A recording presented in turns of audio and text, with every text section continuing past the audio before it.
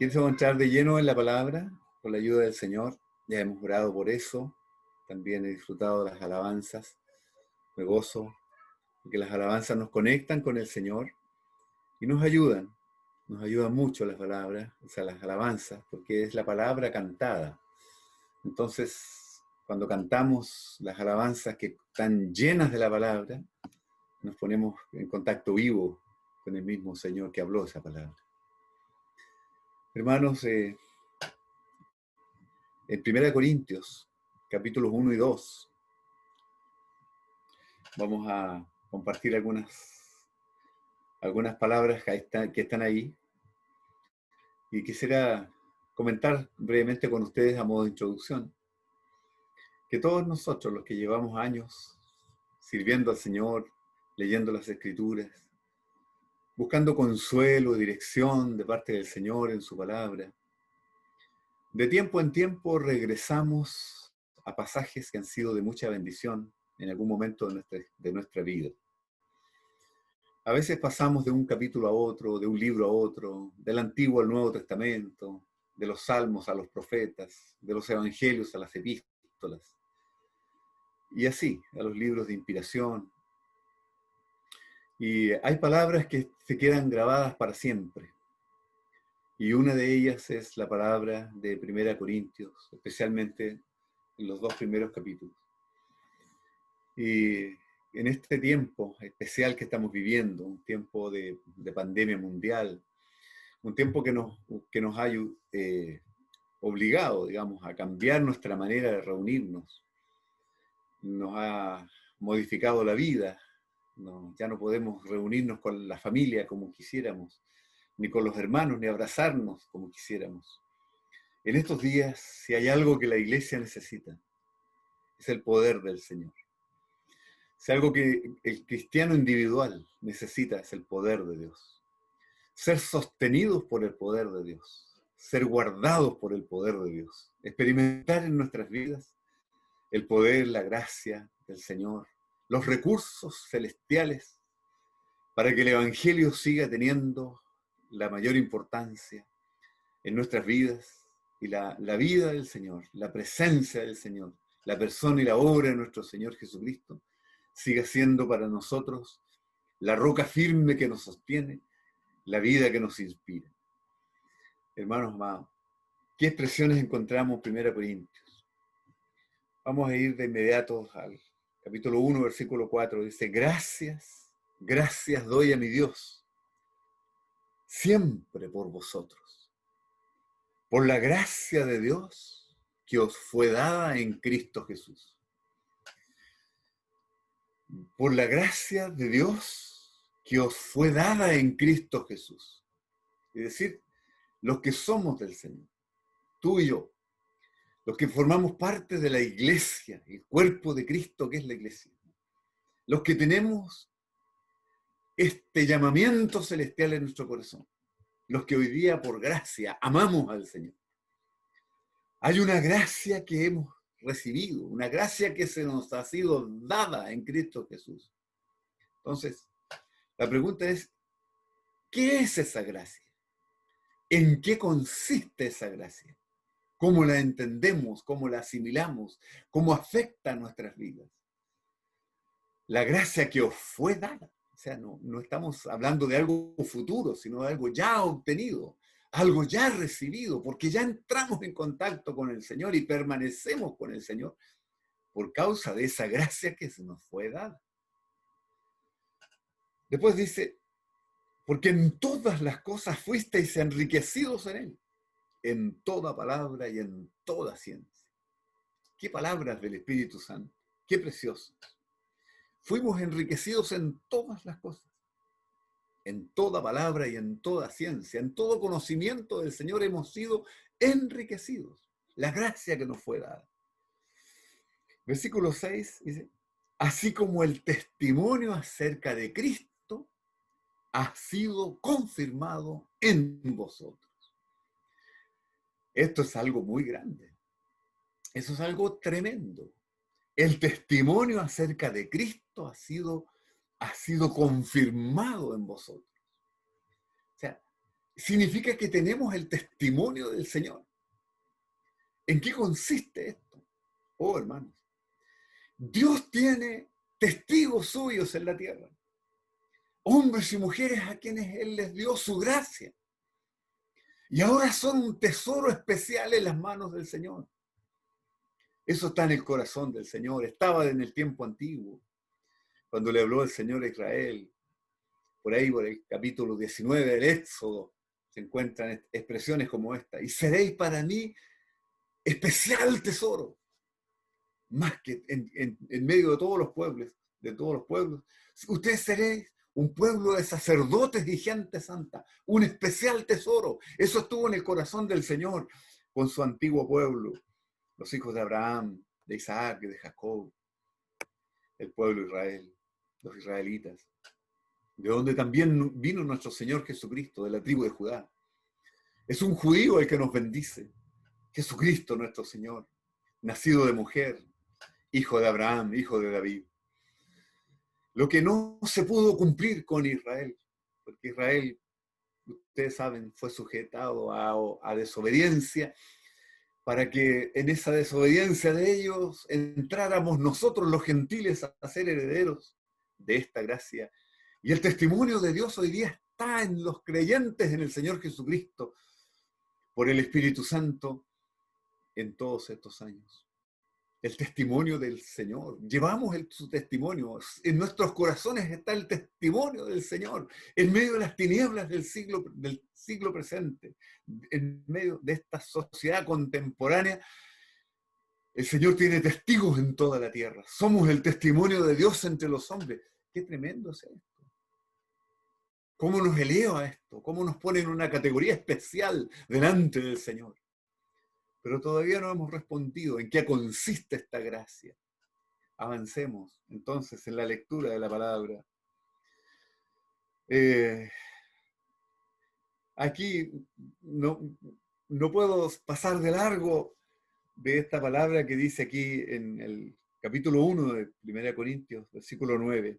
Fiel es Dios, por el cual fuisteis llamados a la comunión con su Hijo Jesucristo nuestro Señor. Qué palabra más preciosa. Nosotros la cantamos, esa palabra. Fiel es Dios que nos llamó a la comunión con su Hijo. Hermanos santos, participantes del llamamiento celestial. Fiel es Dios que nos llamó a la comunión con su Hijo. Me impactó tanto esa palabra cuando recién la recibimos, así con inspiración del Espíritu Santo, que los hermanos rápidamente la transformaron en una canción que encendía nuestros corazones, proclamando la fidelidad del Señor que nos llamó. No a formar parte de un grupo religioso selecto, sino que nos llamó a la comunión con su Hijo. Tenemos comunión con el Hijo de Dios. Lo que el Hijo de Dios ama, nosotros amamos. Lo que el Hijo de Dios logró, nosotros nos apropiamos. Lo que el Hijo de Dios aborrece, nosotros aborrecemos. Amamos lo que Él ama, vamos en la misma dirección, queremos agradar el corazón del Padre, hemos de ser la expresión de Dios en la tierra. Cristo no transforma la iglesia. Oh, hermano, cuán profunda es la palabra comunión. Comunión, porque cuando tenemos comunión, entonces hay una unidad que supera la amistad. La amistad muchas veces llega solamente al alma, pero la comunión es una función del Espíritu. Tenemos comunión con el Padre, con el Hijo y con el Espíritu Santo. Tenemos comunión unos con otros y nuestra comunión depende de que esta palabra sea una realidad. Yo no puedo tener comunión contigo en base a simpatías, en base a acuerdos doctrinales o simplemente que reconocemos a las mismas personas en la tierra. Todo eso, siendo real, es secundario. Si leemos los mismos libros, si nos alimentamos de las mismas verdades, todo eso nos une. Pero lo que de verdad nos une, el verdadero lazo indestructible, es la comunión que tenemos con el Señor y porque tenemos el mismo llamamiento. Ay, me quedé pegado en la palabra comunión, disculpen ustedes. Pero hermanos amados, qué palabra la que tenemos delante. Tantas frases dignas de ser meditadas, dignas de ser asimiladas, rumiadas, como dicen algunos hermanos por ahí. me salto al versículo 17. 1 Corintios 1:17, pues no me envió Cristo a bautizar, sino a predicar el Evangelio, no con sabiduría de palabras, para que no se haga vana la cruz de Cristo. Ya el Espíritu está centrando las cosas en el corazón del apóstol Pablo, quien tenía clarísima la verdad del Evangelio, que él lo vivía con intensidad, y cuántos frutos dio Pablo, cuánto tenemos que aprender de este siervo del Señor. Dice, para que no se haga vana la cruz de Cristo, porque la palabra de la cruz es locura a los que se pierden, pero a los que se salvan, esto es a nosotros, es poder de Dios. Despejando las frases intercaladas, resumimos así este mensaje. La palabra de la cruz es poder de Dios para nosotros, los creyentes, para nosotros que somos salvos por esta misma palabra que traspasó nuestros corazones. Hermano, cualquiera sea el estado tuyo, cualquiera sea la condición tuya hoy, tuya y mía, hoy en el conjunto de la iglesia, o la iglesia a nivel mundial, internacional, en las naciones, en las localidades, en las iglesias locales, en las familias, si hay algo que necesitamos experimentar hoy, es este poder de Dios. Y quiero apresurarme a decir que, si bien es cierto, puede haber una exhortación de alguien que diga, hermanos, oremos para que se desate el poder de Dios. Oremos para que seamos llenos del poder de Dios. Pidamos poder a Dios. Me temo que muchas de esas oraciones podrían caer en el vacío si no comprendemos bien la palabra del Señor. Si no tenemos una comprensión por el Espíritu Santo de dónde proviene el poder del Señor, mucho de lo que le llamamos poder, lamentablemente, no dejan de ser emociones, estados emotivos del alma que se disipan como una niebla. Hermanos, necesitamos experimentar el poder del Señor. Yo lo necesito. Después de años de caminar con el Señor, me doy cuenta que en mí mismo las emociones de mi alma no son suficientes, los entusiasmos de mi alma no son suficientes. Yo me entusiasmo con la misma facilidad con la que me desanimo, porque mi alma es así. Mi alma a veces está arriba y otras veces está sumida en la más profunda depresión. Pero nosotros no somos llamados a vivir por el alma, somos llamados a vivir por Jesucristo, estamos llamados a vivir por el Espíritu del Señor, con la gracia del Señor, con los recursos del Señor.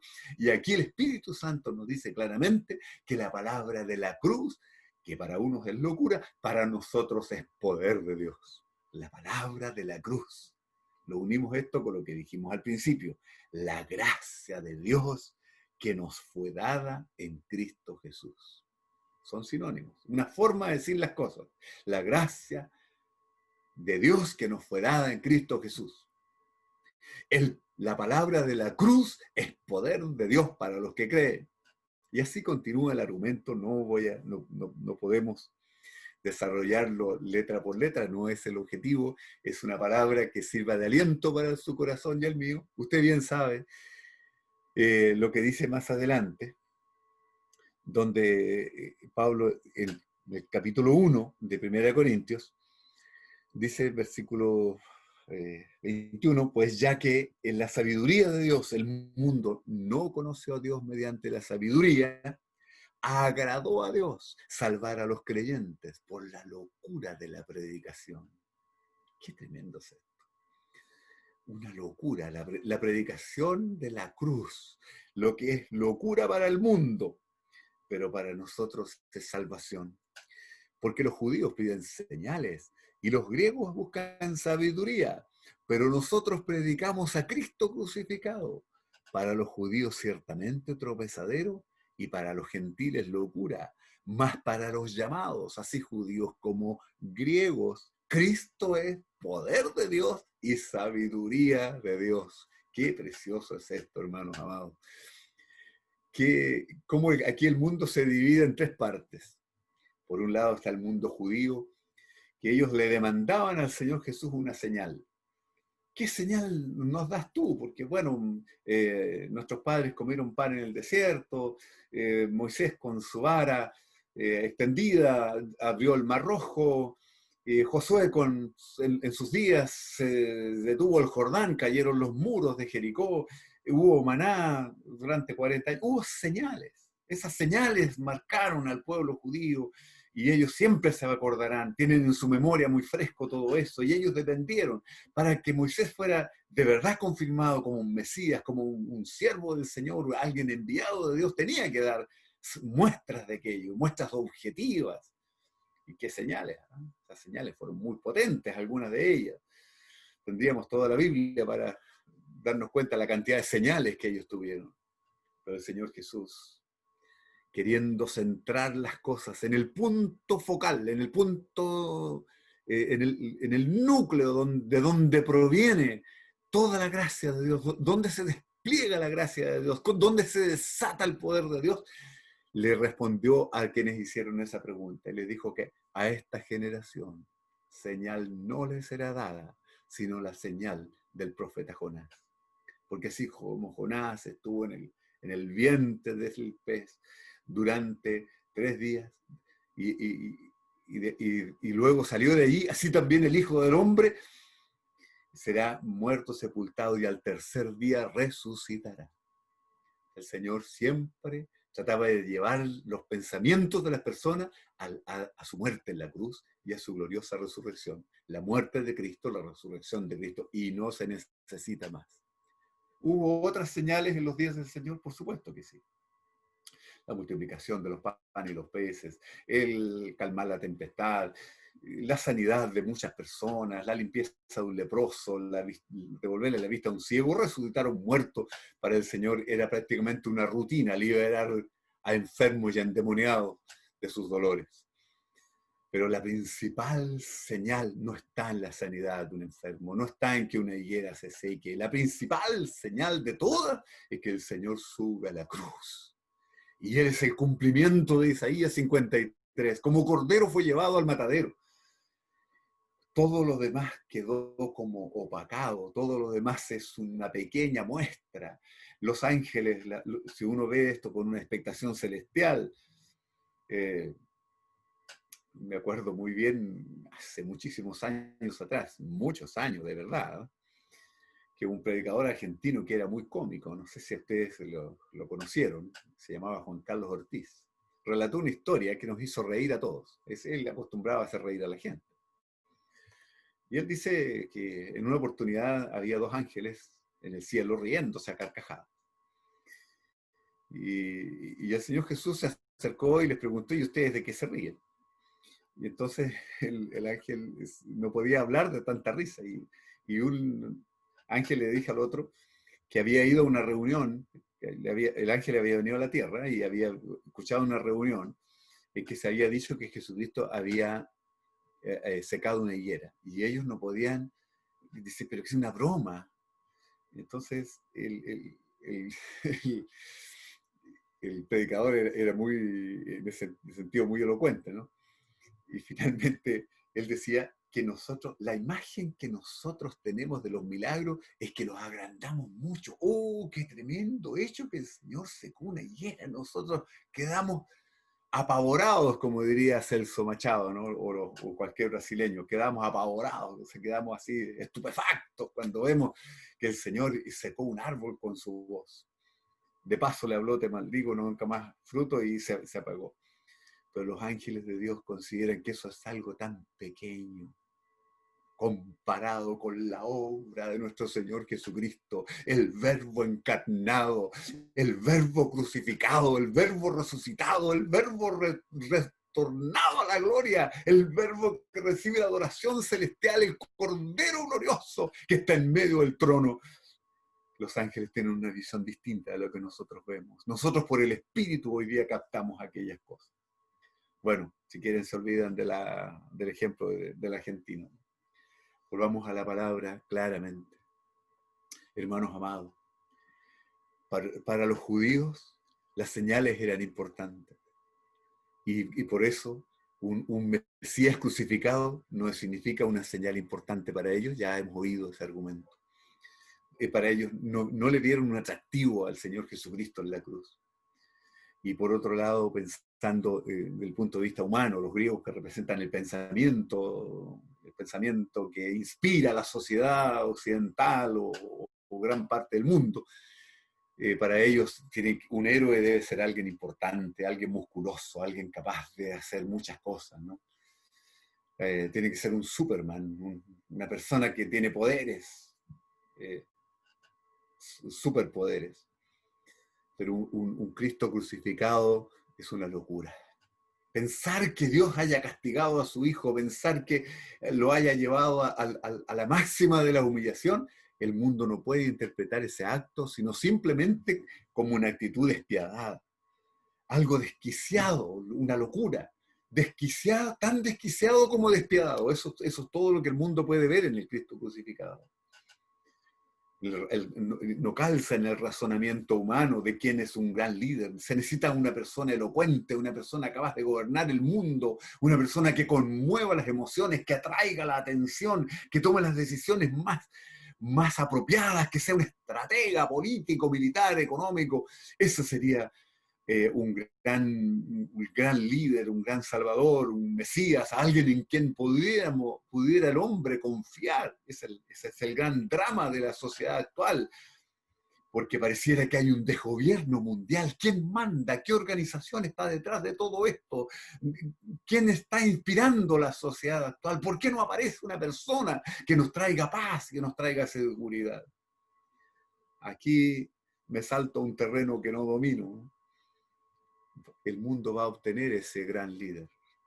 Pero la iglesia ya sabe, estamos advertidos por el Espíritu, que cuando esa bestia aparezca, el mundo entero dirá quién como él, y todos irán tras él. Aparecerá. Pero ese será el gusto del mundo. Ese será el anticristo.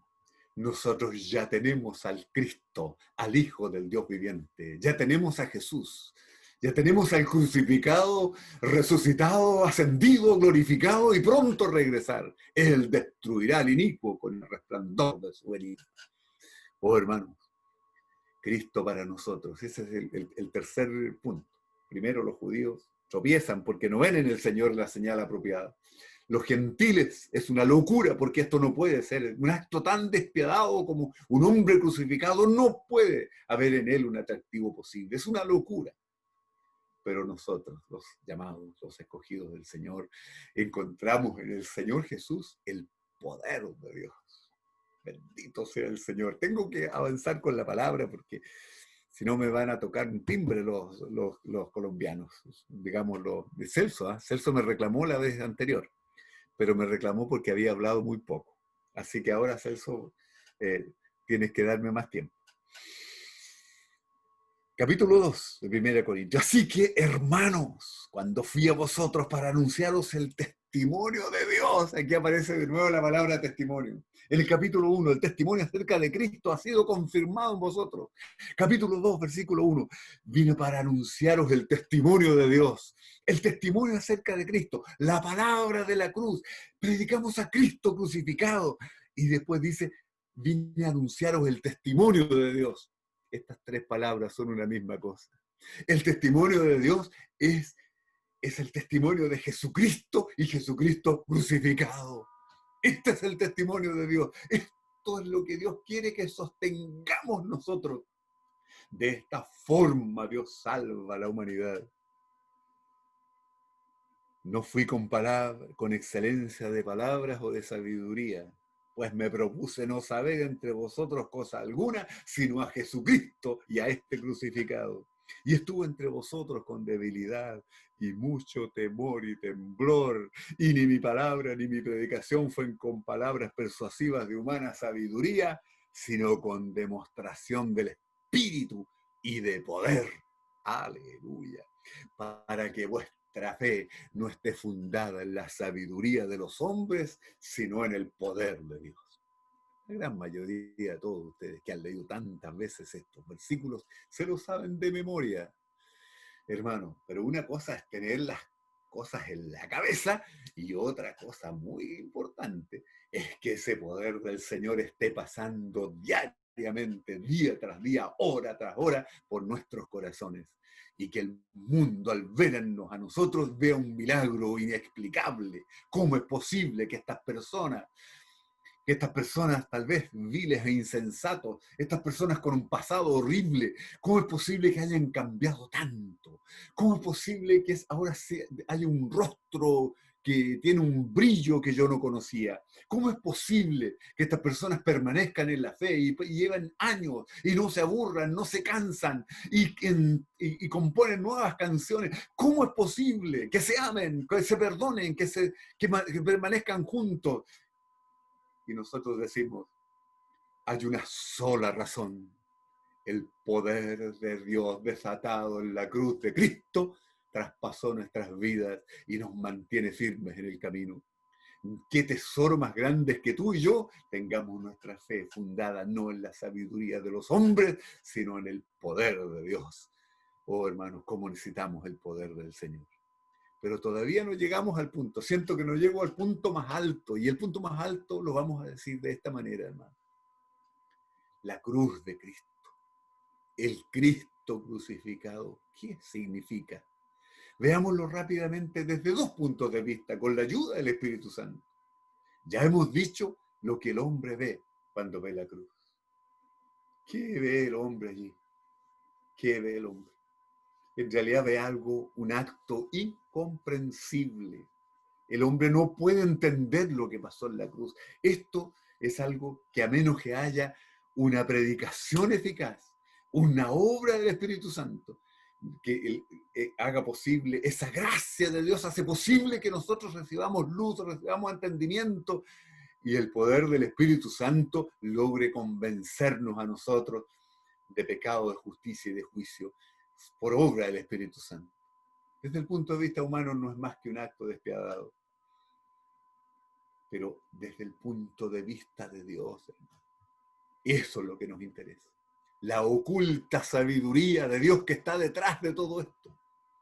La ciencia celestial que está detrás de este acto de la cruz. Para los hombres puede ser un problema, como dijo Pilato, es un problema de la ley de ustedes, un problema de ustedes que me lo tiran a mí, yo me lavo las manos, no tengo nada que ver con la sangre de este hombre. Y aunque mi mujer haya tenido todas las pesadillas que tuvo, yo me desentiendo, allá háganlo, ya, lo crucificamos. Porque la multitud lo pedía. Eso es todo. Pero desde el punto de vista celestial, amados hermanos, la cruz de Cristo, en primer lugar, significa el fracaso de la humanidad. El hombre llevado a la cruz, el hombre llevado a la muerte, la naturaleza antigua llevada a su fin. Qué tremendo es todo esto. Por otro lado, significa el amor de Dios desplegado de una manera absolutamente incomprensible para la naturaleza humana. El amor de Dios desplegado de una manera que descoloca completamente todos los conceptos humanos. ¿Cómo es posible que el Dios eterno, todopoderoso, lleno de amor y misericordia, haya enviado al Hijo de su amor a morir en la cruz? Allí se desplegó la sabiduría de Dios, se desplegó el amor del Señor, se desplegó la compasión y la misericordia en su máxima expresión. No hay expresión de amor mayor que tú, cantó un hermano chileno componiendo una canción que cantamos. No hay expresión de amor mayor en el universo entero. Y esto lo decimos ya desde el punto de vista de Dios. Porque, queridos hermanos y amigos, no hay en los cielos ser alguno de los que nosotros podemos así alcanzar a comprender. La Biblia habla de serafines, de ángeles, de arcángeles, de ministros suyos, de ejércitos celestiales, de todo lo creado. En Apocalipsis dice, Apocalipsis capítulo 5 dice que los ángeles alrededor del trono su número era millones de millones. Y luego dice que todo lo creado que está en el cielo, la tierra, el mar y todo lo que en ellos hay, a una voz proclamaron: el que está sentado en el trono es digno. Digno. Al que está sentado en el trono y al Cordero sea la honra, la gloria y la alabanza por los siglos de los siglos. Hermano, ninguno de los seres celestiales pudo quedar incólume, pudo quedar, digamos, no pudo pasar inadvertido. Todos fueron conmovidos, jamás, jamás, jamás. Nosotros no tenemos mente, no nos da la cabeza para ver a lo que llamamos eternidad pasada, o sea, antes de Cristo. Jamás se vio algo así. Dios creó los mundos, Dios creó el universo, Dios creó todos los seres. Y cuánta admiración habrá en las cosas del cielo que la mente no nos da para hablar de estas cosas. Pero ahora se reúne todo lo creado para observar lo que está pasando en la cruz. Y cómo desearían los ángeles sacar su espada, desenvainar su espada y venir a rescatar al Hijo de Dios que estaba siendo crucificado. Pero el Señor Jesús había dicho antes: si es posible, Padre, pase de mí esta copa, pero que no se haga mi voluntad, sino la tuya. ¡Qué palabra, hermano! ¡Qué palabra! O que el Señor Jesús en la cruz haya dicho: Dios mío, ¿por qué me has desamparado? No podemos entender. Reconozcamos que eso es imposible para nosotros entender. ¿Qué efecto tuvieron esas palabras del Señor Jesús en toda la hueste angelical celestial? ¿Qué efecto tuvo? Por favor, no lo puedo entender. Necesitaremos la eternidad para entender cómo fueron conmovidos los cielos, hermanos. ¿Por qué el Padre, algo que no había ocurrido eternamente? Eternamente el Señor Jesús, el Padre y el Hijo habían sido de una delicia. Habían estado juntos en la formación de todo lo creado. Ese es el testimonio de las Escrituras. Ese es el testimonio del Espíritu Santo. Pero en ese momento en la cruz estaba aconteciendo algo que produciría un efecto eterno a lo que llamamos nosotros eternidad venidera, eternidad futura, gloria celestial, Jerusalén la celestial, cielos nuevos, tierra nueva, todo lo que viene por delante tuvo su punto más alto en la cruz de Cristo. Allí se desplegó la misericordia de Dios para salvar la humanidad. Es como si Dios le dijera a todos: lo siento, tengo que hacer este sacrificio, tengo que hacer este dolor, tengo que abrir, porque esto abrirá un torrente de gracia para salvar al hombre caído y traer de vuelta mi imagen y mi semejanza en muchos hijos, en mi gloria, por causa de mi Señor, por causa de mi Hijo, que fue entregado por todos. Este es mi Hijo amado en quien tengo complacencia y lo entrego, y su sangre será derramada. Oh, hermano, se conmueve el corazón. La sangre que Isaac no derramó, porque la daga de Abraham no alcanzó a llegar a su garganta para cortarle su cuello. No pudo degollarlo, pero para Dios no hubo nada que detuviese su mano. Y el cordero fue inmolado por ti. Esa es la locura que salva. Esa es la locura que produce salvación. De ello nos apropiamos y eso es lo que nos salva, porque a causa de eso todos nuestros pecados son perdonados y así tenemos nosotros acceso a una vida nueva, a una gloria eterna, sin fin, por los siglos de los siglos, en la misma presencia del Señor. He aquí el poder y la sabiduría de Dios que el mundo no puede entender a menos que haya una revelación de parte de Dios nuestro Padre. Pero bienaventurados somos si tenemos esto, ¿no? ¡Qué gloria el Cristo crucificado! Que el mundo siga menospreciándolo. ¡Qué tontería! ¡Qué locura del mundo! ¡Qué falta de sabiduría! ¡Qué falta de entendimiento! Este mundo va camino a un desenlace absolutamente trágico. Se puede imaginar ustedes por un momento, a un predicador inspirado, lleno del Espíritu Santo, en el año 1910, 1912, un siervo de Dios, lleno del Señor, podría haber dicho: este mundo, por causa de haberse separado de Dios, este mundo va derecho a una perdición. Y en poco tiempo más se desata la Primera Guerra Mundial. Millones de muertos. ¿Se imaginan un predicador en los años 1920, 1930, lleno del Espíritu Santo, anunciando: el hombre no entiende, el hombre no tiene entendimiento, el hombre se extravió de Dios, esto va a terminar mal? Vino la Segunda Guerra Mundial, vinieron las bombas atómicas, vino la mortandad, y qué fin, los planes del mundo, la política del mundo, la democracia del mundo, los acuerdos del mundo. ¿En qué terminan? Siempre terminan en guerra, en sangre, en dolor, en destrucción, hermanos amados. ¿Y qué está pasando en nuestros días en América Latina? ¿Qué está pasando en nuestros días, en nuestro continente, en nuestra región, en el mundo entero? ¿Acaso el mundo no va de nuevo hacia un despeñadero? ¿No podemos hoy día decir que el mundo no tiene en realidad nada que ofrecernos? Estamos en este mundo, pero no tenemos el corazón en el mundo. Estamos de paso por esta vida, nos estamos envejeciendo, pero no, eso no importa. Cada día que pasa estamos más cerca del reino de Dios, estamos más cerca de la venida del Señor, estamos más cerca de la gloria eterna, porque hemos conocido el poder de Dios en Jesucristo, hemos conocido la vida de Dios en Jesucristo, y esto es lo que nos inspira. Así que hermanos, queridos hermanos, fortalecidos en el poder de Dios, fortalecidos en la fe del Hijo de Dios, mantengamos firme nuestro llamado. Gracias, Señor, por esto. Solo un par de reflexiones más. La cruz aplicada ya al Señor Jesucristo. No basta eso. ¿Queremos vivir el poder del Señor? El poder del Señor no se va a desatar simplemente porque usted le pida a Dios poder, o que se haga una vigilia de poder, o de ayuno de poder, o reuniones de poder. No crea esas cosas. Muchas de esas cosas no son más que emociones religiosas, que solamente hacen exacerbar las emociones. El poder de Dios tiene un costo muy alto.